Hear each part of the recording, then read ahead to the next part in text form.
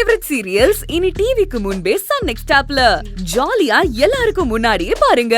இப்பவே Sun next ஆப்பை download பண்ணி சப்ஸ்கிரைப் பண்ணுங்க. பூங்கொடி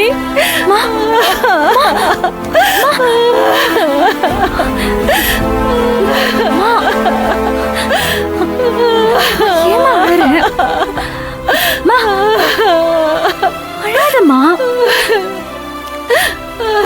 ஏண்டி உனக்கு இப்படி ஒரு நிலைமை? இதெல்லாம் நான் நேர்ல பாக்கணுமா? ஆஸ்பத்திரியில இருந்தபடியா அன்னைக்கு செத்து போயிருக்க கூடாதா? காது போனதுக்கு பதிலா என் உசுறு போயிருந்தா இதெல்லாம் நான் பார்க்க வேண்டியது இல்லையில. அதெல்லாம் ஒண்ணும் இல்லம்மா, நீ பயப்படாத. சண்டை இல்லைன்னு எனக்கும் தெரியுமா? அப்புறம் மா ஏன் இப்படி அழற? என்ன ஆச்சுமா? மா மா என்ன ஆச்சு? என்ன ஆச்சு? மிளகாப்பொடி ரொம்ப காரமா இருந்துச்சாமா? என்ன என்னம்மா? மிளகாப்பொடி ரொம்ப காரமா இருந்துச்சான்னு கேட்டேன். ஐயோ, மிளகாப்பொடி காரமா இல்லாம அப்புறம் எப்படி இருக்கும்? மா உனக்கு எப்படிமா தெரியும்? என் பொண்ணு எனக்காக அவ்வளவு காரத்தையும் சாப்பிட்டுருக்கிய. ஐயோ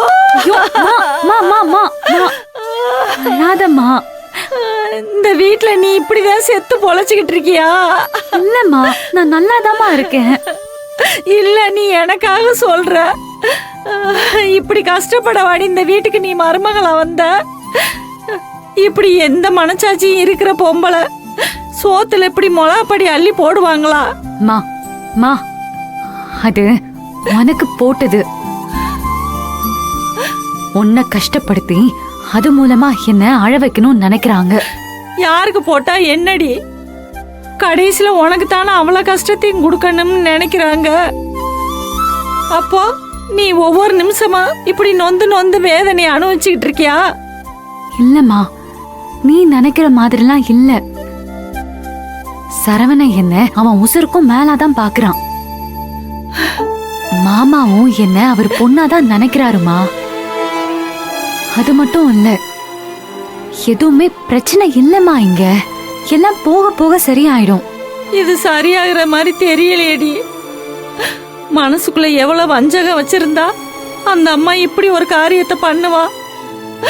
அந்த கோபம் கொஞ்சம் கொஞ்சமா பெருசாகி என் பொண்ணு உசுரவே பழி வாங்கிருமான்னு பயமா இருக்குடி.